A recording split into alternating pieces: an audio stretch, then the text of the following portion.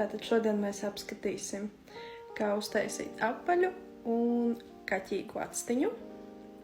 Šodien mēs izskatīsim apaļās actiņas variantu. Tātad pirmkārt paņemsim brūnas ēnas un no ārējā kaktiņa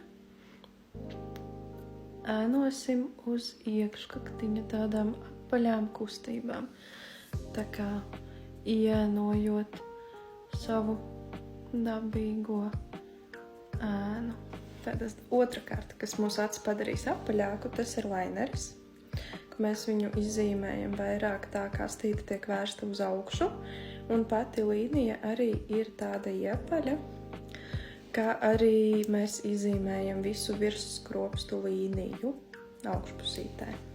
Treškārt mēs ņemam tās pašas brūnās ēnas un tādā rasnākā līnijā izzīmējam visu apakšējo zemskropstu daļu tādā ēniņā līdz pašam ārējam kaktiņam. Vēl viens knifiņš, kas atvērs mūsu aci vēl vairāk vaļā, tas ir, ja mēs šo te daļiņu izzīmēsim gaišā krāsā.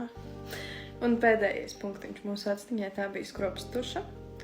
Tātad pirms skropstušas uzklāšanas mēs varam atliekt skropstiņas, un jo atliektākas skropstiņas mums būs, jo arī atvērtāk actiņa izskatīsies.